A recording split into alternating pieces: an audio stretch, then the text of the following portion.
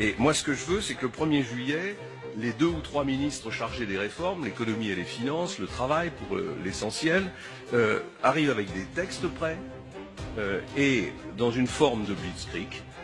fassent passer devant le Parlement, en utilisant d'ailleurs tous les moyens que donne la Constitution de la Ve République, les ordonnances, les votes bloqués, le 49.3, tout ce qui est nécessaire, fassent passer en l'espace de 2 mois, sans interruption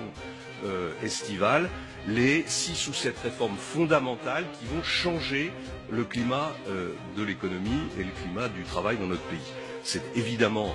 pour moi l'abrogation des 35 heures et la suppression de la durée légale du travail et le renvoi à la négociation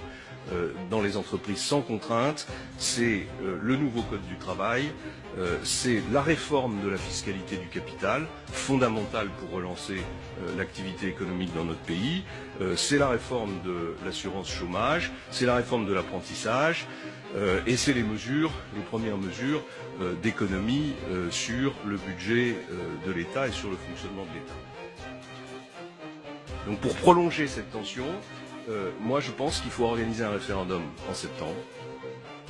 qui permet de maintenir l'état de tension électorale dans le pays et donc de rendre très très difficile la contestation sociale pendant cette période autour de 2 ou 3 idées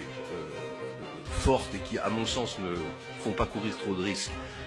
au président de la République élu et à sa majorité. Ce référendum pourrait tourner d'abord autour d'une question fondamentale. Est-ce que vous êtes d'accord pour qu'on inscrive dans la Constitution le principe d'égalité des régimes sociaux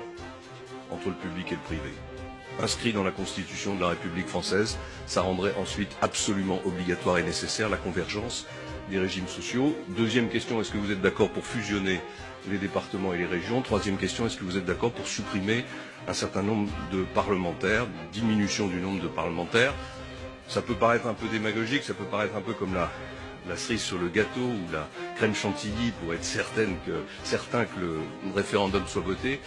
mais je pense qu'en plus ça peut conduire à la modernisation du fonctionnement du Parlement. Voilà, si on fait tout ça, on crée un choc qui, à mon sens, rend très très très difficile la réaction sociale que vous craignez.